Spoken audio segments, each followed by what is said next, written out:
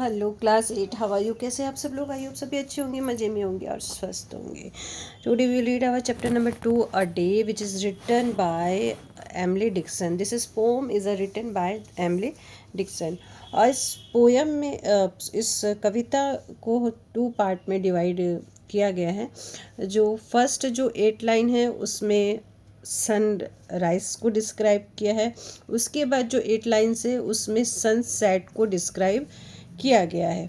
और इस पोम में एमिली ने हमारी जो पोएट्स हैं उन्होंने सनराइज़ और सनसेट को एक गांव के रूप में, ठीक है, एक गांव के रूप में, एक विलेज के रूप में, और गांव की जो चीज़ें हैं उसको उन्होंने इसमें डिस्क्राइब किया है। और ये जो पोम है ये हमें अपने आसपास की जो वर्ल्ड है, अपने आसपास की दुनिया है, उसको पहचानने की कठिनाइयों को भी दर्शाती है, वो भी दिखाती है। और यहाँ पे जो सनराइज़ है उसको जो डिस्क्राइब किया एक छोटे से विलेज के उसमें संदर्भ में किया गया है कि किस तरह से जो गांव है उसमें सूरज उगता है और किस तरह की वहाँ की जो चीज़ें हैं वो चेंज हो जाती है, और उसके बाद जो सन है वो किस तरह से डूबता है। तो इसको वैसे भी बताया गया और ये भी बताया गया, जो सन राइज़ है उसको हमारी लाइफ से बताया गया, हमारे जीवन से बताया गया, और जो सनसेट है वो बताया गया है हमारी जो लाइफ किस तरह से धीरे धीरे अस्त हो जाती है, मतलब धीरे धीरे फिनिश हो जाती है और अंत में हमको गॉड लेने के लिए आते हैं। उस तरह से यहाँ पे बताया गया है। तो चलिए हम लोग पोएम पढ़ते हैं। Okay, Emily Dickinson is saying, I will tell you how the sun rose. मैं आपको बताऊंगी कि सूरज कैसे उगता है।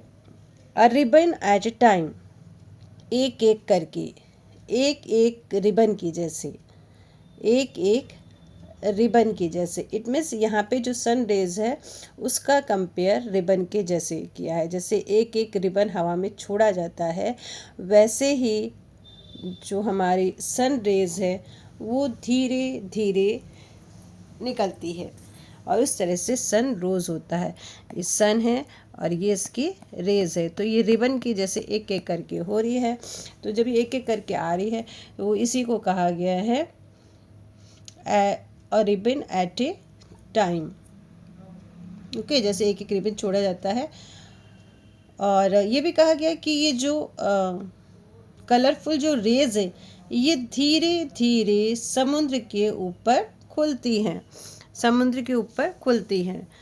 आपने हॉरिजन देखा होगा ना, हॉरिजन, ठीक है, हॉरिजन मतलब जो समुद्र होता है उसके पीछे से भी आपको ऐसे सन दिखाई देता है, तो वो वहाँ से भी जब उगता है तो ये जिसकी रेज जो है यहाँ समुद्र पे भी पड़ती है, तो वहाँ भी ऐसे लगता है कि जैसे ये धीरे धीरे ऊपर उठ रहा हो। जब ये ऐसे ऐसे आता है ना तो आप देखो एक ऐसा फील होता है कि ये ऊपर उठ रहे हो। ओके, द स्टीपल स्वाम इन एमेथिस्ट। एमेथिस्ट होता है बेटा एक पर्पल कलर का बहुत ही प्रीशियस स्टोन होता है। The steeple swarms in amethyst. Steeple, steeple क्या है? स्टीपल जो ये चर्च है ना, इसका ये वाला पार्ट, इसको बोलते हैं स्टीपल। क्या कहेंगे? स्टीपल। तो कह रहे हैं जहाँ स्टीपल यानी कि जहाँ चर्च का जो स्टीपल है, जो शिखर है, वो नीलम में तैरते प्रतीत होते हैं। नीलम में तैरते क्यों प्रतीत होते हैं? ये एमेथिस्ट की जैसे क्यों लगते हैं? एमेथिस्ट की जैसे इसलिए लगते हैं कि जो सन की जो रेज है वो इसके ऊपर पड़ रही है, सन की रेज इसके ऊपर पड़ रही है। इससे स्टीपल ऐसा लगता है कि जैसे ये नीले पत्थर की जैसे तैर रहा हो। ठीक है, इसमें से यहाँ सूर्य की तेज रोशनी दिखाई देती है। ओके, और जब सूरज की तेज रोशनी दिखाई देती है तो जो ब्लैक फिर ब्लू जो 7 कलर्स होते हैं ना, पता है ना आपको, तो उसमें से जो पर्पल कलर है वो इस पे घिरता है, ऐसा फील होता है, और ये ऐसा लग रहा है जैसे कि ये पर्पल कलर में स्विम कर रहा हो, तैर रहा हो। The news like squirrels run. और ये भी सूरज की जो रोशनी है उसकी जो रोशनी है बहुत तेज़ फैलती है, और फिर ये जो न्यूज़ है यानी ये खबर है कि सूरज उग चुका है, ये सब जगह फैल जाता है। स्क्वायरल्स स्क्वायरल्स मतलब अपना वर्क करने लगती हैं, दौड़ने लगती हैं, इसमें सुबह हो चुकी है। The hills untied their bonnet, the hill untied their bonnets. अब हील ने अपने बोनेट खोल दिए हैं। यह बोनेट है ना, एक तरह की कैप होती है, इस तरह से कैप होती है जिसको लेडीज़ पहनती हैं। इस तरह की कैप होती है, इसको कहते हैं बोनेट। तो यहाँ पे हील को क्या बताया गया है? हील को बताया गया है लेडी बताया गया है, या गर्ल बताया गया है, या औरतें बताया गया, आप बोल सकते हो। और बोनेट को ये टोपी, बोनेट मतलब टोपी।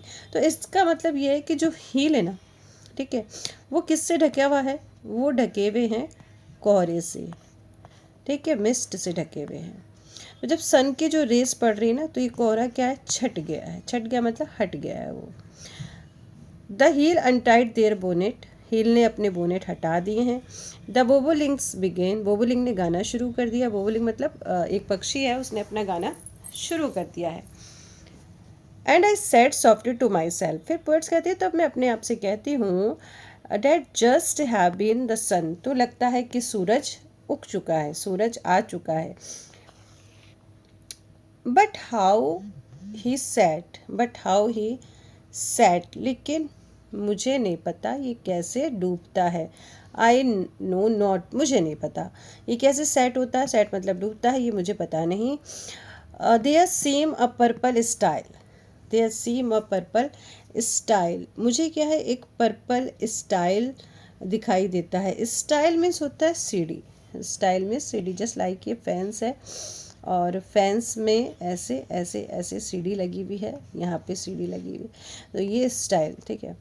तो there seems a purple stile, यहाँ पे मुझे एक पर्पल स्टाइल दिखाई देती है। पर्पल स्टाइल मतलब कि आपको एक चढ़ने की सीढ़ी दिखाई दे रही है, पर्पल कलर की सीढ़ी दिखाई दे रही है। Which little yellow boy and girls, यहाँ little yellow boy and girls कौन है? सूरज की जो रेज है वो है। Were climbing all the while, वो क्या कर रही है? चढ़ रही है। मतलब ये इसका मतलब शाम का समय हो चुका है और सूरज की किरणें वापस जा रही हैं इसके स्टाइल से, यानी कि उस पार जा रही हैं। Till then they reach the other side, जब तक कि वो दूसरी साइड नहीं पहुंच जाते। मतलब सूर्य के अस्त होने से पहले कि सबसे नीचे वाला जो पॉइंट है उसको शो कर रहा है, उसको शो कर रहा है। मतलब जब हम इस तरह से देखते हैं ना, सूरज डूबता है ना शाम के समय, तो वो इधर चला जाता है, छिप जाता है पहाड़ों के बीच में। तो वहाँ पे जो पहाड़ों के बीच में जो बताया गया, उसको स्टाइल बताया गया, एक सीढ़ी बताया गया। तो यहाँ से जो सूरज है वो धीरे धीरे डूब रहा है, पर क्लाइंबिंग ऑल द वाइल, क्या क्लाइंबिंग कर रहा है। Till when they reach the other side, जब तक कि वो दूसरी साइड नहीं पहुँच जाता। डोमिनी इन ग्रे, यहाँ पे डोमिनी मतलब होता है कि पादरी कह सकते हो या गॉड कह सकते हो, आप कुछ भी कह सकते हो उसको, ठीक है। और अंत तक वो वहाँ तक पहुँच जाता है, और जब पहुँच जाता है तो उनको लेने कौन आता है? एक पादरी लेने आता है। पादरी किसको कहा गया? यहाँ पे ग्रे कर दिया, ग्रे मतलब यहाँ पे रात से ले लिया गया है, ठीक है। फिर रात होती है तो डोमिनी कहाँ आ रहा है? इधर आ रहा है, और इधर आ रहा है, तो ग्रे मतलब रात हो जा रही है। Put gently up the evening bar, और फिर उनको इवनिंग बार में बंद कर लेता है, ठीक है। इवनिंग बार मतलब शाम हो चुकी है, रात हो चुकी है, इसमें ये बंद हो गए हैं। कौन हो गए हैं? येलो बॉयज़ एंड गर्ल्स, मतलब सूरज की किरणें इसमें पैक हो चुकी हैं। They and let the flock away, और फिर वहाँ से भेड़ों का झुंड वहाँ से ले जाते हैं। भेड़ों का झुंड ले जाना मतलब वही yellow boy and girls. Yellow boy and girls कौन हो गए? सूरज की किरणें हो गई। तो सूरज की किरणें फिर यहाँ से चली जाती है, और उससे फिर क्या होता है? सूरज जो होता है अस्त हो जाता है। फिर वो कह रही है आगे क्या होता है मुझे पता नहीं है, ठीक है। इसमें यहाँ हमारी जो सुबह है ये हमारी लाइफ को बता रही है कि हमारी तरह से लाइफ चलती है, हम बहुत ही खुशी खुशी रहते हैं, और हमारे जीवन के अंत में हम चले जाते हैं। कहाँ चले जाते हैं? हमको भगवान लेने आते हैं, डोमिनी लेने आते हैं, और हम उस पार चले जाते हैं, हम उस पार चले जाते हैं, और आगे क्या होता है हमें पता नहीं है। वैसे तो ये जो पोएट हैं ये बच्ची ही थी, तो इन्होंने सिर्फ सन के बारे में बताया, लेकिन और जो पोएट्स होते हैं वो जब एनालिसिस करते हैं पोएम को, तो उसमें और भी चीज़ें वो ऐड करते हैं कि इसकी ये नहीं, ये भी हो सकता होगा। वैसे तो सिंपल सी पोएम है, कोई ज़्यादा हार्ड पोएम नहीं है, सीधी सी बात है कि हमारी जो पोएट है ये बताती हैं कि मैं बताती हूँ आपको कि सुबह कैसे हुई, सनरोज कैसे हुआ, रिबन की जैसे हुआ, एक एक करके उसकी किरणें खिली, और जब उसकी किरणें आई तो वो चर्च के शिखर यानी कि इस पॉइंट पे पहुंची। जब इस पॉइंट पे पहुंची तो ऐसे लगा कि एक जो स्टीपल है वो एमेथिस्ट में तैर रहा हो, यानी कि पर्पल कलर का हो गया है। और ये न्यूज़ चारों तरफ आ गई है, स्क्वायलर्स रन करने लगी हैं, हील्स ने भी अपने बोनेट खोल दिया, मतलब उसका जो मिस्ट था, जो कोहरा था, वो छट चुका है। बोबोलिंक गाना गा रहा है, बोबोलिंक एक पक्षी है जो गाना गा रहा है। और फिर पोएट कहती है, फिर मैं अपने आप से ये कहती हूँ, मुझे नहीं पता कि सुबह, मतलब मुझे फिर मैं कहती हूँ हाँ ये सुबह हो चुकी है, डेट मस्ट हैव बीन सन, हाँ सूरज निकल चुका है। And but how he set, ये मुझे नहीं पता कि ये कैसे डूब जाता है, मैं नहीं जानती हूँ। ठीक है, मुझे एक पर्पल स्टाइल दिखाई देती है जिसमें येलो बॉय एंड गर्ल्स यानी कि सूरज की किरणें चढ़ के ऊपर जा रही हैं, और जब तक कि वो दूसरी जगह नहीं पहुंच गई और वो इवनिंग बार यानी कि रात में कैद नहीं हो गई तब तक मुझे नहीं पता। और वो जो भेड़ों के झुंड है, भेड़ों के झुंड कौन, मतलब येलो बॉय एंड गर्ल्स, वो उस पार चले जाते हैं। ठीक है, तो ये थी हमारी छोटी सी पोएम, ज़्यादा हार्ड नहीं है, और चीज़ें आपको नहीं समझ में आए तो कमेंट बॉक्स में आप लिख देना। तब तक के लिए बाय बाय, टेक केयर। ये क्लास 8 की पोएम है तो इतना वो नहीं है। हाँ, अगर ये 9th 10th की होती है तो हम इसको और डीपली लेके जाते हैं। तब तक के लिए बाय बाय, टेक केयर।